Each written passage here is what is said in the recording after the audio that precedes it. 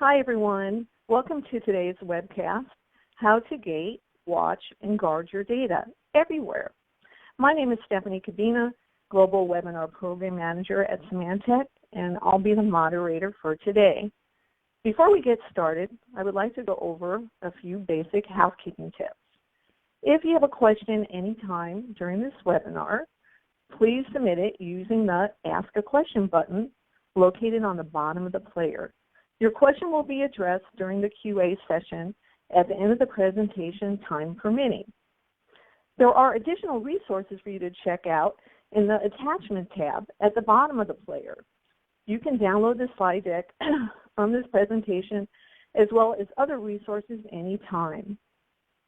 At the end of the presentation, please take a moment to rate this presentation and provide feedback by clicking on the Rate This button on the right-hand side of the player. Today's webinar will be available on demand. For those that are new to Bright Talk, the link is the same.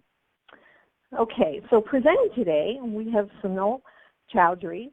Sunil is our Global Solutions Manager and has over 8 years' experience in information security, having worked in roles spanning product management, product marketing, and most recently, solutions marketing. Sunil is joined today by Dina Tomczyk and Linda Park. Dina is a Senior Director of Cloud Security, and she spent more than 25 years in technology with a particular focus on security. In addition to cloud security, her background includes work on encryption, advanced threat protection, network security, and endpoint security.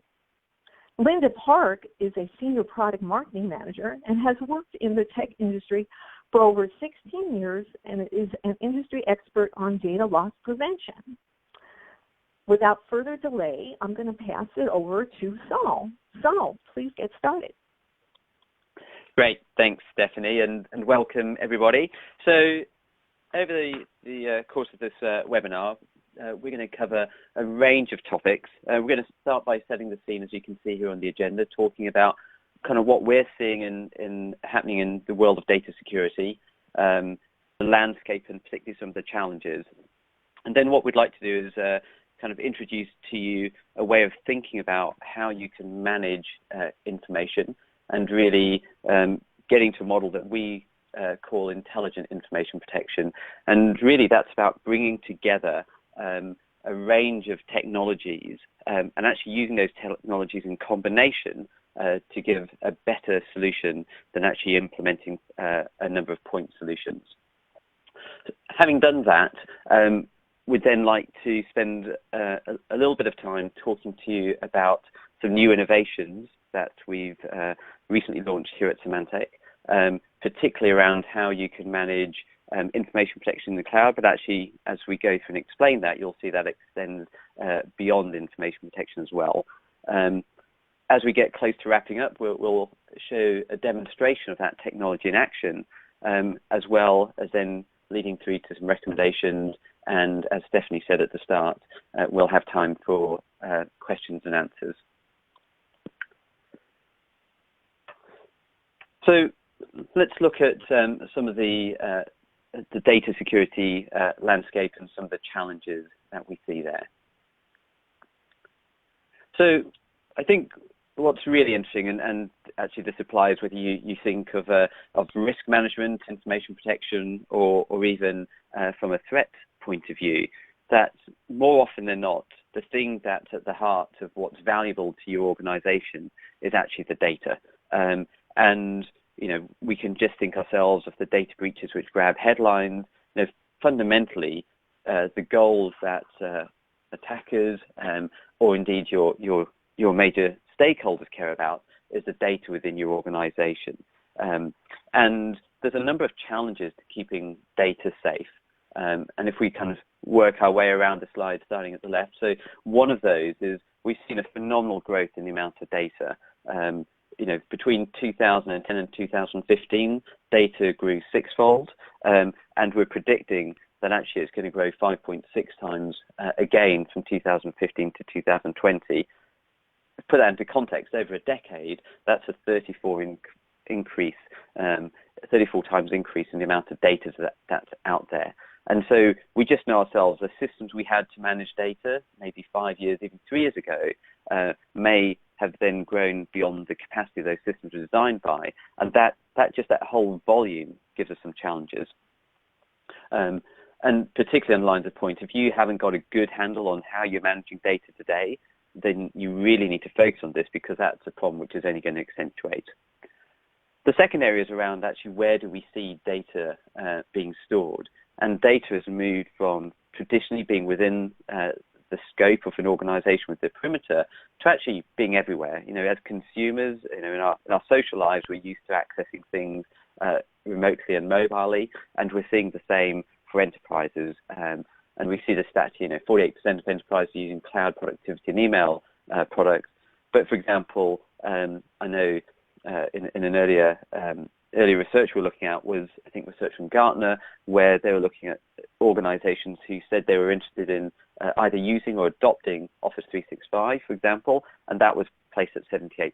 So really seeing this trend is going very much towards the cloud. And so no surprise, we'll be talking about that as we go through this webinar. In terms then of what's happening with that data, data is valuable, but actually who's interacting with that data, generally it's people. And we know that people are fallible and we make mistakes. And either through simple mistakes or actually malicious intentions, we can see data loss happening. And we certainly see this stat here, 4 out of 10 data loss events happen due to human error. And then the final point is that in context of all of this, we see that a number of organizations and importantly regulators are taking an interest in how organizations are managing their data. And we're seeing more onerous requirements and actually sharper teeth in the sense of stiffer fines and penalties. And we're showing here an illustration around a new piece of data protection legislation which is coming into the EU, so into the European Union, where they raise a couple of points. One is a high level of fines, 20 million euros, which is a lot of money, or indeed 4% of your global revenue for your organization. And the reason we're talking about this, you might wonder why we're talking about this for a North American audience, is actually that EU legislation says that if you're an organization processing data on EU citizens, wherever you are in the world, then this legislation and these fines apply to you. So even if you're not based in the European Union, if you're handling data on your European Union citizens, then that can actually lead to issues for you. So what this boils down to is the need for more visibility and control of information. We believe that if you don't have a good handle on that information, you can't do a good job of protecting it. And we see really there's this 3-part framework that we'd wrap around data and information to give you that protection. And sort of going from the bottom left and working our way clockwise, the first is around controlling access. And that's really important. You can see here the number of different organizations which could be accessing the network each week. So if you can't control access, and that's either by users and increasingly by devices, then that's important, particularly in this world of the Internet of Things. The second then is actually finding the data wherever it is. And so this is getting more challenging as organizations are adopting the cloud. And there's this gap between the amount of data and applications that an organization is typically using and the amount of applications that it thinks it's using. And I know we'll talk more about that and express that. And then the third part of this is around protection, and particularly putting in place, if you like, those safety nets, so that should data be moving outside of, if you like, where it expected to go, it's done so in a way which is protected. It's not going to be damaging, particularly if there's technologies like encryption or tokenization which are being used. And you see here the stat around how many personal data records which are lost or stolen in 2015.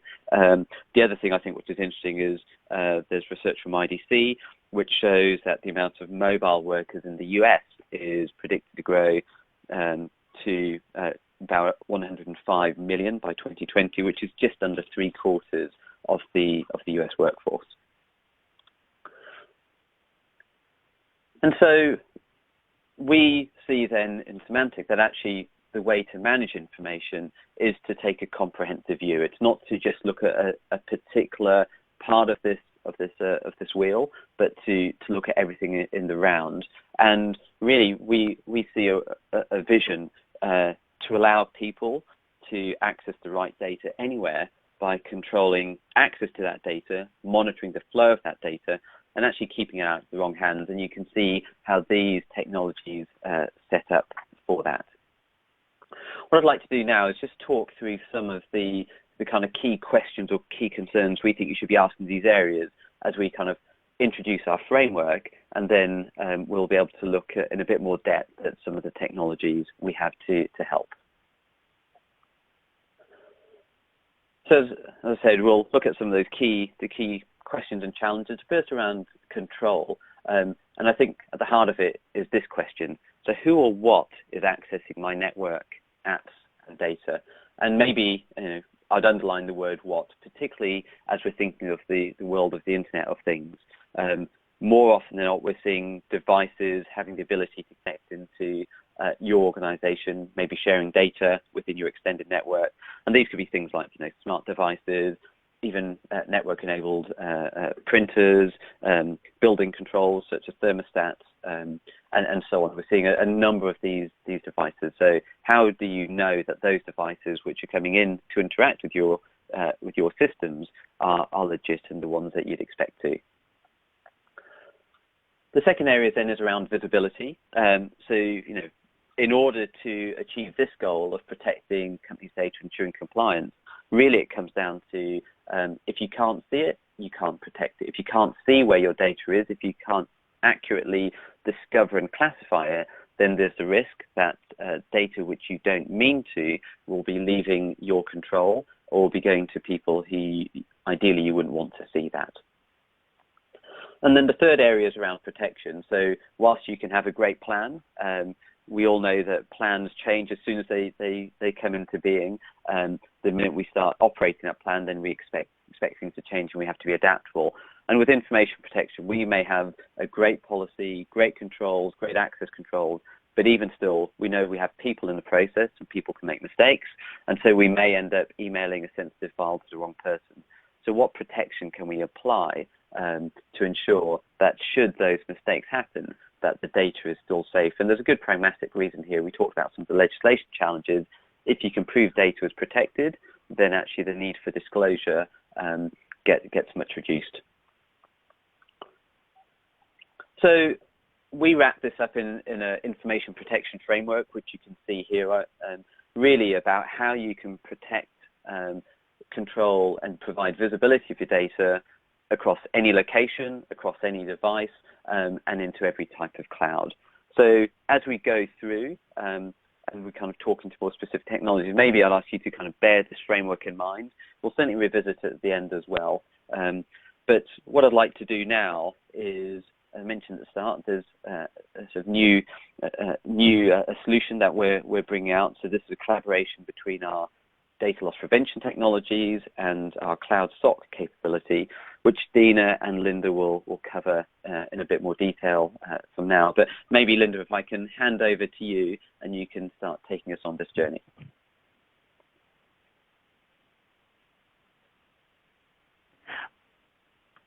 So we learned from Sunil that data is everywhere and flows through all kinds of channels, making it difficult to see and control. And that data is extremely sensitive. You have personal information as well as your company's intellectual property. You also have government and industry regulated data that has to stay compliant.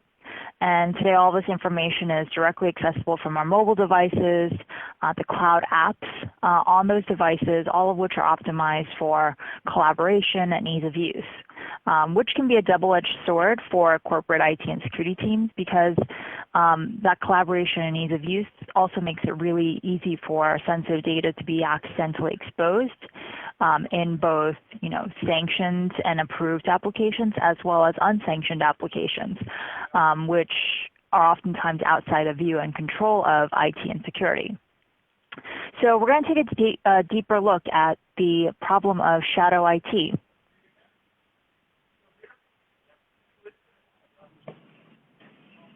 Hi, everyone. This is Dina. I'm working in the CloudSoc organization here at Symantec, and I want to talk a bit about some of our research findings. Every 6 months, we take a look at the data to analyze what's the real state of security and risk in the use of the cloud. And I'm going to cover a few things here that are based on that research. So from the first half of 2016, we did some analysis. One of the things that we discovered was if you go and you talk to most organizations and you ask them how many cloud apps are in use in your organization, the typical estimate would be about 40. People will guess about 40. But the reality is that when we do shadow IT discovery in an organization, on average, we discover over 840 applications in use. That's a lot of cloud applications that are in use that the IT organization has no awareness of. Beyond the use of cloud apps, there's concern about data. So when you're using cloud apps, even sanctioned cloud apps that are giving you a business advantage, there's a lot of strategic advantage to the collaboration that cloud offers. There's the challenge of what is your data, where is it going, and how is it being used? And when we do our analysis, this is again based on the first half of 2016, we've discovered that 23% of files in cloud apps are broadly shared on average. And by broadly shared, I mean shared to the public, shared to the entire organization, or shared to an external entity. And of those 23%, 12% of them contain confidential data. That means they contain PII or PHI data, something that's got compliance implications, or they contain source code, or legal documents, or other information that an organization would not want leaking out to the public. So this is a reality, and if you look at the other research that's been done in the industry, the vast majority of times this happens through purely accidental misuse of the cloud apps. People don't realize what they're doing. They don't realize that the sharing permissions are what they are in that cloud application, and so it's a significant issue.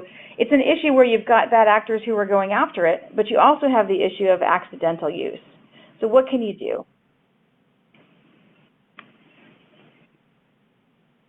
When you think about activity, think about bad actors or malware or attacks on cloud apps, one of the ways to identify if you have an issue in an organization is through the activity that's ongoing. And this will capture actual attackers. It'll also give you a sense to identify if you've got malicious insiders that are in action in your organization. And here's a few other data points that we've discovered based on our research, is that 63% of the time we identify malicious activity in cloud apps, it's because there are exfiltration attempts for data. So people are trying to get data out of your organization. And we can identify this through anomalous frequent downloads or through anomalous frequent sharing using cloud apps. We also have identified that there are account takeovers going on, and we do know that the vast majority of malware and of attacks are looking to steal credentials. And once credentials have been stolen, then there's a number of different ways that they can get into cloud accounts, walking in through the front door. So one of the things you can do is identify if you've got some of that activity going on by identifying if you have anomalous frequent downloads, anomalous frequent logins, or suspicious login activity. And this is something that we're able to identify and track. And this is what we're seeing for the trends in real data in the market today. All right, so you have the situation as an organization, as you've already heard. There's this proliferation of cloud apps, many, many different cloud applications that are being developed and that are in use in organizations today.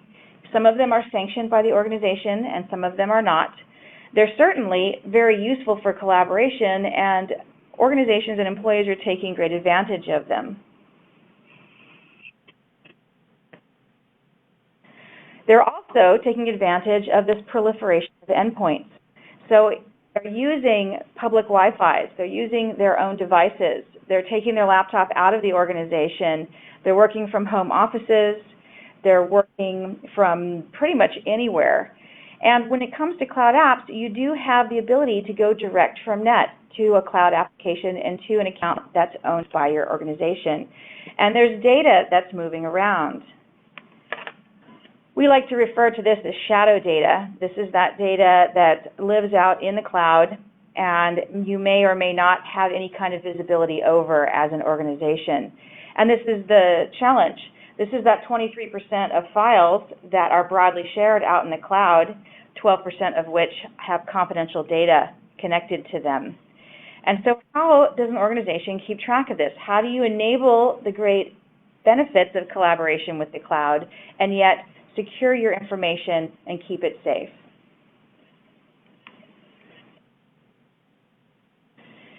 Additionally, how do you do this? When you've got bad actors out there trying to compromise accounts, they know there's valuable data there, and they know that's a valuable way to get into an organization.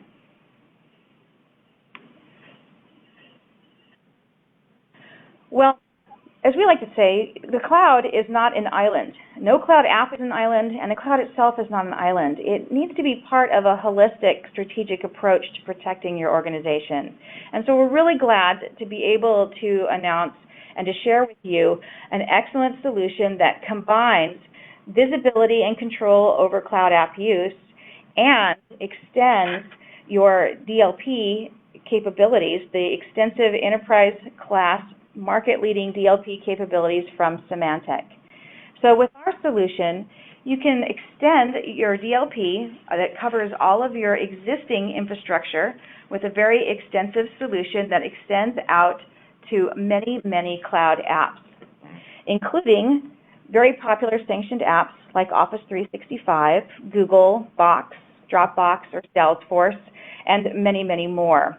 And through this extension, you can apply all of the same fine-tuned policies that work for DLP to cover endpoints in your organization, your network, and your data centers, out to also cover all of that shadow data that you have out in cloud apps. And you're able to leverage all of the workflow and response integrations that are part of our DLP solution will now also cover that data and that content you have out in cloud apps. And it's a great solution. The DLP element, it's in the cloud, so it's offering you very good performance. It's not an ICAP to on-prem. That's not what we're talking about. We're talking about full in the cloud, fully integrated DLP with full CASB capabilities, all operating in a cloud as a service. So you can manage that DLP through one console, through consistent policies and workflows. And if you're already using Symantec DLP, you can use all of your existing policies and workflows for that. And you can extend out to get full CASB, that's Cloud Access Security Broker functionality, through CloudSock. CloudSock covers your DLP through the integration with Symantec DLP and is able to extend that to cloud apps. It also gives you granular visibility and control. And you get granular visibility and control over both sanctioned and unsanctioned cloud apps. These are all possibilities for you as part of the solution. And through this visibility and control, you can apply policies that extend and remediate and prevent data leakage, taking advantage of that DLP and information protection strategy that you've put in place. Policies that take advantage and are able to put access controls and access usage controls if you're using something like our VIP solution or any kind of our access solution. There's a nice little piece with the VIP where we're able to, if you identify a sensitive document that's in a cloud app and you've got a user who's going in to look at that sensitive document, you can trigger additional multi-factor authentication to enable that user to access that document. One of the other things that's really interesting once you start looking at cloud activity is how do you identify if you have a potential risk, if you have a potential risky situation or malicious activity. Well, one of the things that we're very good at doing with this solution is identifying and profiling what is normal user behavior. And so we're able to leverage data science and machine learning to be very good at identifying what's normal and also very good at identifying what's not normal, what's abnormal behavior, and to ratchet that up to be able to identify when that abnormal behavior is definitely indication of threats. So through user behavior analytics, you're able to detect and mitigate risky activity with the cloud. So you have that visibility, you have that control, you have your ability to extend your DLP out to the cloud consistently with all of that strategic approach to protecting your information, and the ability to identify if you have something that's going on in the cloud that you need to look at or you need to mitigate. In addition to this, you have that discovery. So you have that broad visibility to discover your shadow IT. It's all together in one solution from Symantec, and we're really happy to see how this has come together into a very holistic approach, especially as you look at your information across your entire ecosystem. There's the ecosystem in your enterprise, and now it covers and extends out to all of what you're doing in cloud apps.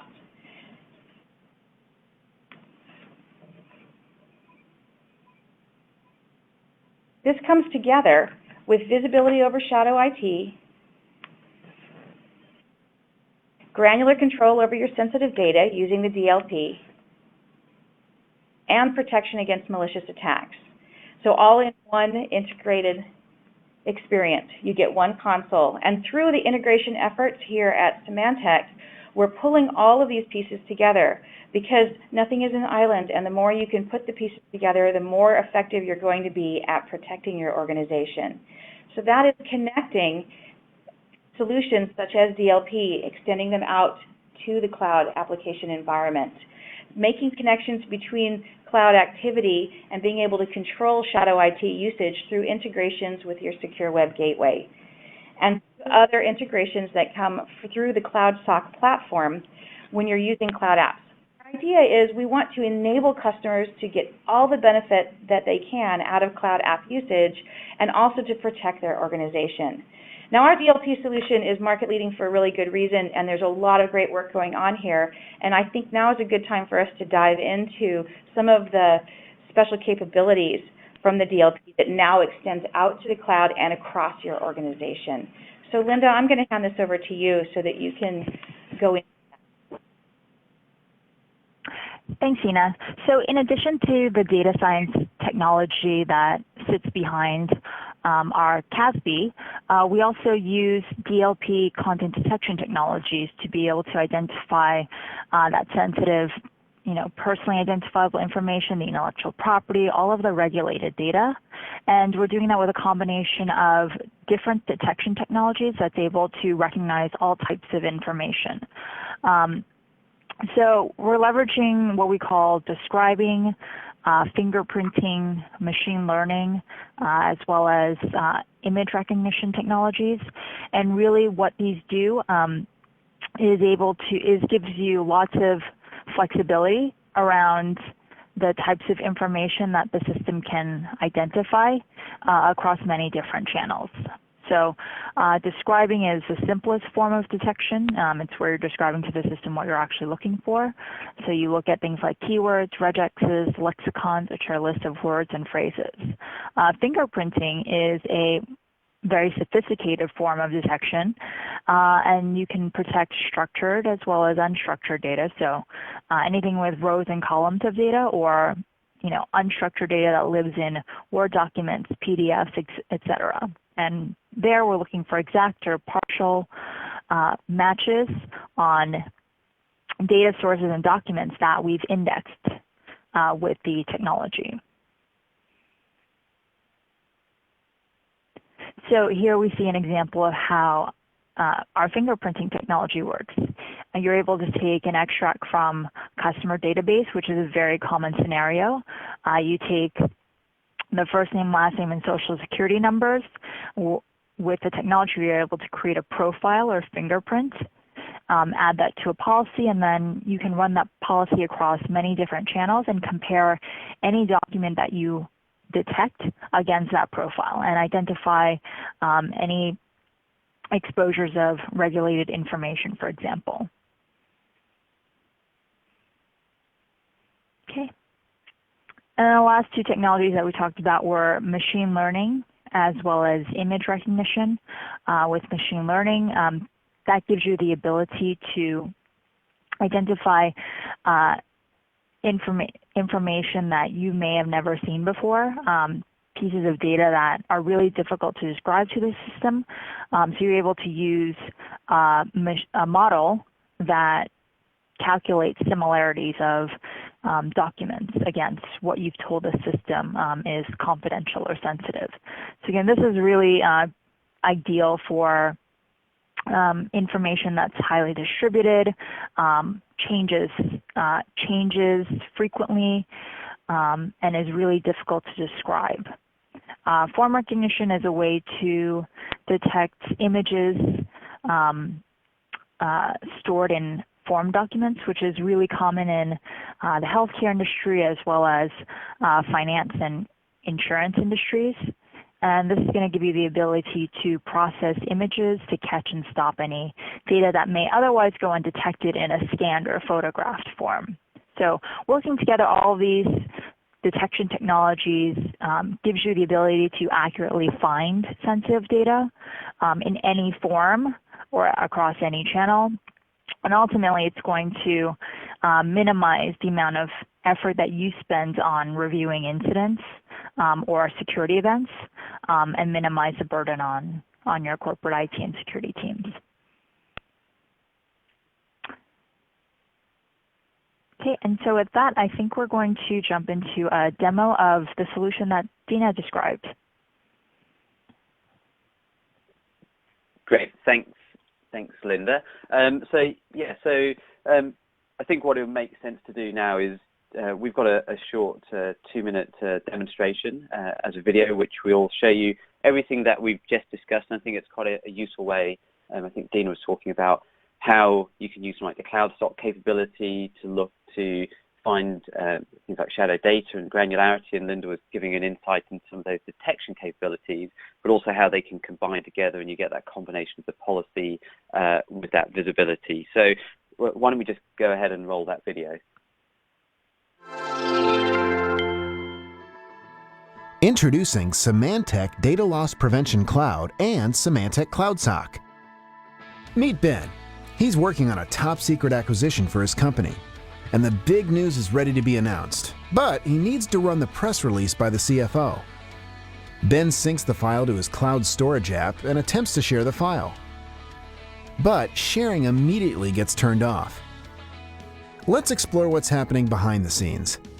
Introducing Symantec Cloud SOC. The security team saw this risky behavior coming, so they've been tracking all kinds of M&A documents being shared by company insiders using Cloud SOC, Symantec's cloud access security broker. For example, this policy monitors Microsoft OneDrive, leveraging Symantec Cloud SOC, now integrated with Symantec Data Loss Prevention. Let's turn to their matching M&A policy in DLP that extends all of the existing DLP policies and workflows to over 60 sanctioned and unsanctioned apps with CASB, and discovers sensitive data with the same industry-leading content detection engine that they've been using on-premises, now running in the cloud. All from one powerful console, where you get a complete view of policy violations and drill-down capabilities.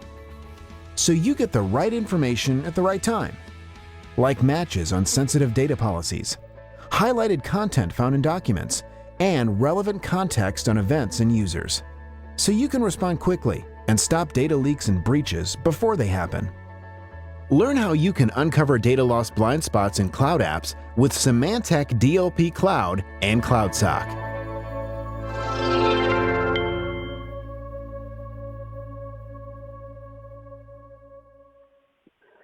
Great, so we've just had a look at that demonstration of building all those technology together. I think it's good, as I said we would do, just to revisit this information protection framework, and really just to remind you that this solution very much fits within this framework for protecting information. We've obviously focused on what you see at the top in terms of the combination of the Symantec DLP and Cloud SOC capabilities, but really, and I think Dina gave some good examples as to how that capability extends beyond visibility.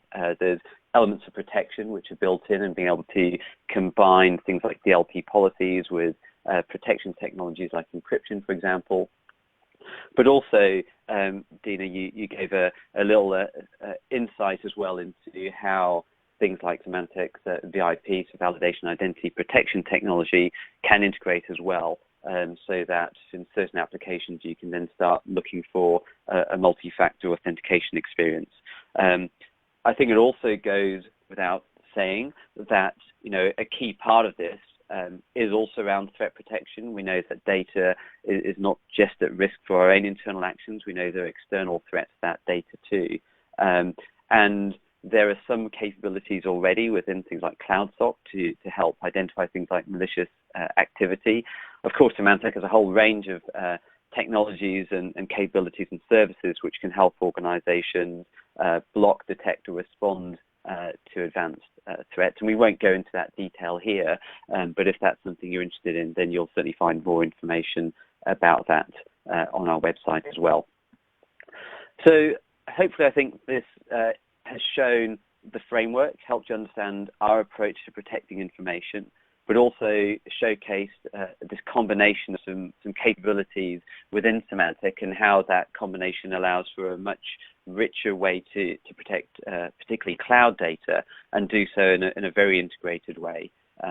This is truly cloud-based, and I think a very exciting development, and one which will help our customers and users of that technology achieve a better visibility and protection of that data.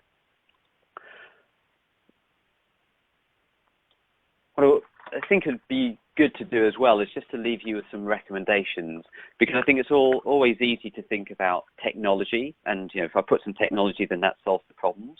And whilst technology can go a long way, I think it's worth looking at maybe a few outline steps here. So I think we would recommend definitely start with a risk analysis.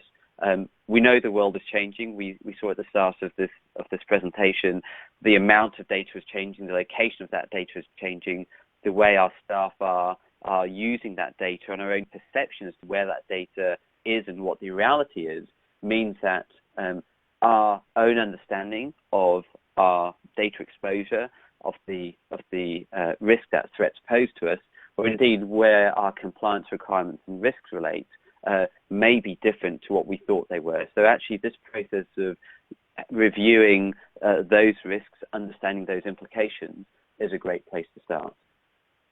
Security is really important. We know data is a prize for attackers, so we need to look at our processes there, and really be thinking not just from a threat point of view, but also from how we manage data, and we use the phrase data governance. And that can be a number of things. That might be so-called sort of toxic access to systems. So we have users who've got legacy access. So maybe I had a job within the organization which gave me access to the back-end systems. I've changed role, but my system access is still giving me access to those back-end systems. So that needs to be reviewed in that process, but also how we store and manage data. And a great example is it's so easy to put documents in shared folders or in the cloud, but actually when that project finishes, are we disciplined to actually find that data and remove it? So what's our process around data management and data destruction? And I think then as part of that then is to look at the way you're provisioning security, and once you're clear as to goals and the risks, I think you've got the right place to ask the right questions. And then finally is to look actually, okay, now you understand those, you can then start quantifying the benefits of that in terms of the budget you're going to request and how you'd go around and implement that. If you're interested in more information about this, you'll see on screen some sources of information. And of course, Stephanie mentioned at the start, part of the housekeeping, there's an attachment section within the BrightTalk platform. So you'll find lots of useful links, links to our website and links to some of this information. But indeed, you'll find this on our website as well. A couple of things to highlight. Dina talked about the risks around shadow IT and shadow data. And so we offer assessment tools to help you kind of understand what that is and really maybe do that difference between your perceptions to what's happening and the actual reality. And at the bottom, there are some white papers again, which you'll be able to find. And in case you can't read those, there's one, and Dina mentioned we update this every 6 months, our shadow data report. There's a white paper called Fundamentally Better Cloud Security, and also a white paper on how you can safely adopt Office 365. So if those are topics of particular interest, then you'll find information there as well. So we have some questions. It's been good to see we've been getting some questions as we've been going through this. And so what we'll do is probably group those questions into some themes. I can see we've had some questions along those ways. Also, just a housekeeping point, we really love your feedback. It's great to get ratings on our webcast.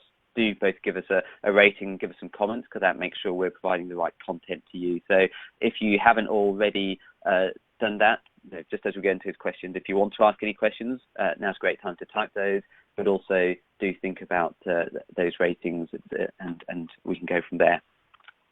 So I think we've got time for questions, which is great, because I know there's going to be a lot of interest in this topic. Dina, I think this might be a good question for you, which is a lot of interest, I think, in the CloudSock capability. And the question is, are there any other integrations that are available between CloudSock and other solutions? Yes, yes, there are, and it's a very interesting perspective. CloudSock, when you're looking at extending your security and your strategy towards protecting your organization as you move out to the cloud, is an integral piece in all of this. But it's not an island.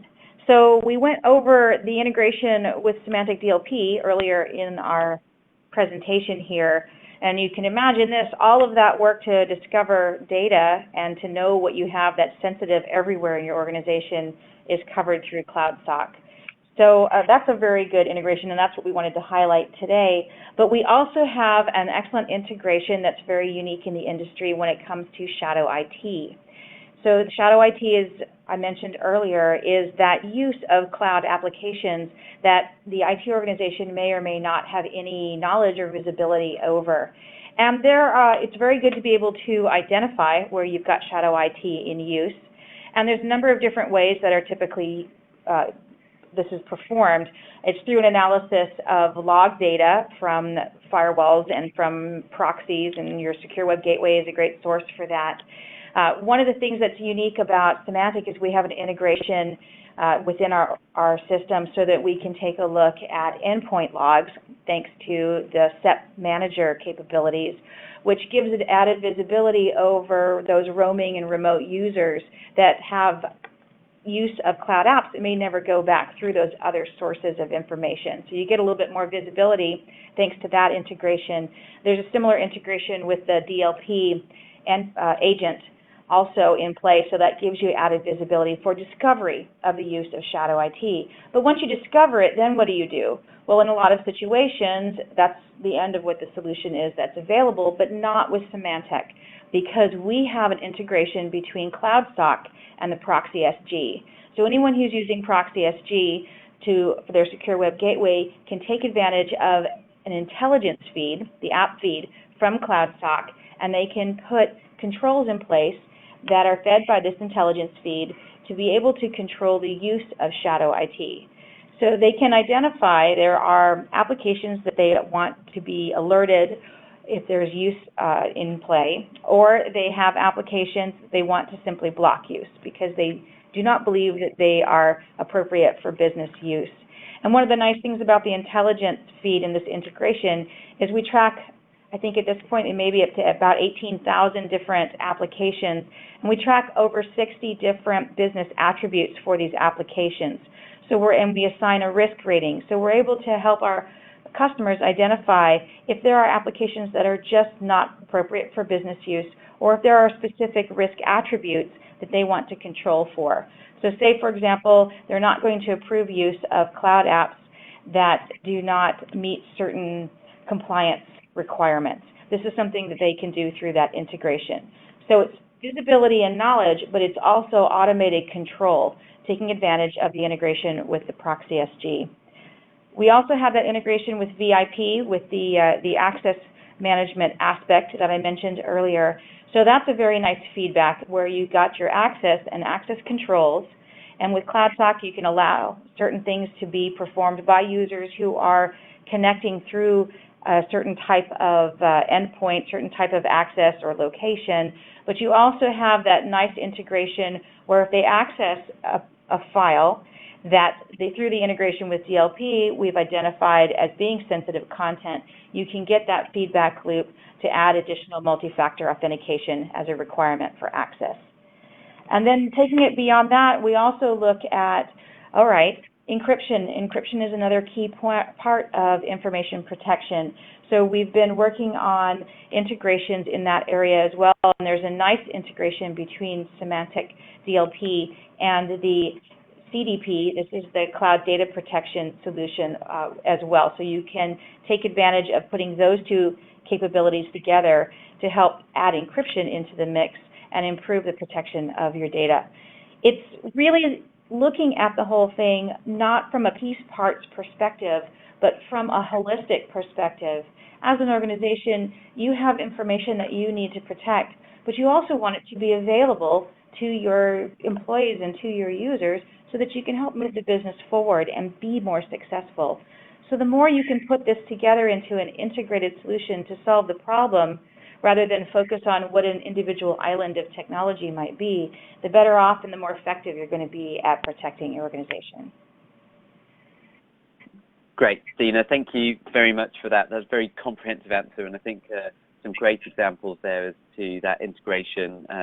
Certainly I heard integrations for things like SEC, so Semantic Endpoint Protection, the Proxy SG, of course the DLP technologies, identity with VIP and encryption, and the Cloud Data Protection product. So thank you. There's a lot there, and I'm sure scope for people to dig into that detail more if they need to. We talked a little bit about Office 365. Excuse me, let me start that again. We talked about Office 365, and we showed one of the white papers, but we've had a question, which, Linda, might be for you around DLP, which is someone's adopting Office 365, and they're asking, they can see that comes with some DLP capabilities, and they were just wondering how that compared. I'm happy to answer that question. And we talk a lot about Office 365 with customers today. So Office 365 does have native built-in DLP capabilities. One thing to keep in mind, and we also, see a lot of this with other companies who are migrating to Office 365, is that those DLP capabilities are for the Office 365 apps only, so Exchange Online, Outlook, SharePoint, OneDrive, but it doesn't cover the apps that aren't within the Microsoft ecosystem. So that's one thing to consider when you're looking at how to leverage the security features in that platform. Speaking purely about the DLP features, I would say they're, adequate as a first step, but it's not going to be as robust as,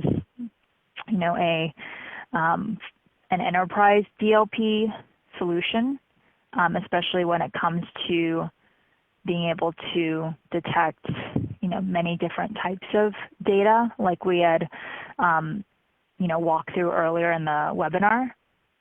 So that's one thing to keep in mind. Also, you're not going to get the broad cloud app monitoring that you get with our CASB solution as well, and you're not going to get, the closed loop between DLP and CASB to be able to drive your data loss policy. So those are some considerations when leveraging the security features in Office 365. That's not to say that you shouldn't use them. You should, certainly consider using all of the tools that are available to you. Just also keep in mind that, it is limited to just the Microsoft ecosystem. Great. Thanks, Linda. And I think that's a great answer. And I think one thing which I'm always blown away by with our DLP is, and I think the form recognition, be able to see that. But I think if you maybe another example as to why we talk about this integration of all these technologies together, because actually you want to see around all sorts of cloud apps and all sorts of locations. So thank you for that clarity there. So yeah, another question, and I can see we're getting some ratings coming in. So if you've already rated, thank you. If you haven't yet rated, then maybe just a reminder on that.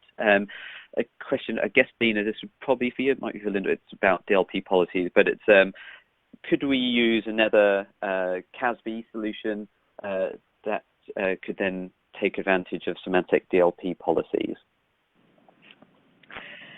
This is Dina. I'll take that. Thanks. Well, so yes and no. There is a legacy method that takes advantage of the ICAP standard in order for a CASB to grab data and send it back down to on-prem for analysis by a DLP system. However, there are some real challenges to that. One, you don't want to be grabbing all of your content and hairpinning it back down to on-prem and then back up to the cloud, because that's going to take up a lot of resources to do that. But even more so, ICAP itself is an older standard, and it has a real challenge with the navigation and with working with a WAN environment where you're sending these requests and sending this information across that distance. And so there's some real performance problems, and it has a tendency to get confused and miss certain things. So I would say that the ICAP thing is definitely suboptimal, and that's what's available if you're looking at using any other CASB technology. What's unique with the integration in the Symantec solution, the Symantec DLP with CloudSock solution, is that all of this happens in the cloud. So you've got your DLP detection engines with the DLP Cloud connector. All of that detection and all of that activity is happening in the cloud. It's leveraging the detection policies and all that fine-tuning work and all of those great technologies for identifying all of that those different kinds of data. And it's doing it in the cloud. It's not trying to send your data all the way down to on-prem. It's not trying to use the ICAP, because it's a direct cloud integration between CloudSock and DLP Cloud. And so you get much better performance, and you also have a much more reliable system. And you have a richer system, because what we can do in our integration goes beyond what the limitations are of the ICAP standard. We can really take advantage of some more detailed sensitivity in your discovery and in your control options by using our integrated solution. So the answer is yes, there is an option with other CASBs. It's definitely a suboptimal option. We've noticed that customers are not big fans of it. It doesn't work out very well for them. We think that the integration, direct cloud integration into a holistic solution is going to provide a much better answer. Dina, thank you for that, and also for explaining a little bit more about some of the limitations with the ICAP standard. So I think we've got time for one last question. Just looking at the clock. So, and Dina, I think there's interest in the risk assessments that we showed on the previous slide. So maybe you could just give a quick overview as to what's involved in that process and what would a customer user of that service get? Sure. So we offer 2 risk assessments to our customers. These are free of charge, so reach out to your Symantec representative to explore these options. The first one would be the Shadow IT risk assessment. And with this risk assessment, what we do is we help you do a snapshot discovery of what cloud apps are in use in your organization. So we'll work with you to give you a really nice report. It goes through and it will review the log data that you provide with, and you work with us and you use, and then you can take a look at a report that will tell you all of the Shadow IT that's in use. It'll also give you an idea of the risk analysis for what's in use. So how many of those apps truly have good business readiness rankings, and what kind of apps are identified that are in use that are most significantly risky that should potentially be a problem for you to address. And it's all free of charge, and we'll work with you. It's really fast and easy to do, and we can give you that visibility. So at least you know what you previously didn't know that you didn't know. And the second one is the Shadow Data Risk Assessment. This one is a snapshot of one of your sanctioned cloud apps where you can go in and we'll give you a view through CloudSock. You can see in one snapshot what sensitive data you have up in that cloud application and the users that are associated with that sensitive data. So do you have compliance-related data or confidential data in, say, if you select Office 365, up in the Office 365? And is any of that data being shared broadly within your organization or to external entities? And which users are associated with the data that's sensitive, that's being broadly shared in that cloud application? Now, again, it's a snapshot for you to go in and see where you are as an organization and what your risk level is at. It's free of charge. Just work with us. It's really quite easy to do one of these, and you can go from start to finish very quickly. It's in a day or two, really, to get a chance to take a look at where you're at. Dina, thank you. That's great. So I think we've run out of time for any more questions. But if you, I know we've had other questions asked, so don't worry, we'll get back to you after the webcast with more information. I did want to make sure that you'd had a chance to see this next slide, which was a couple of useful links. As I said, there'll be information in the attachments tab as well. But if you're interested in finding out more, then maybe you want to just jot down these URL addresses. Of course, you can always come back to the recording and see those. So I think that concludes the information we wanted to cover. So Stephanie, maybe I can pass back to you. Okay, thank you. Thank you, Sunil, Dina, and Linda for this informative webinar. And thank you for attending today's webcast. Please watch out for future webcasts at www.symantec.com about webcasts. Thank you so much and have a great day.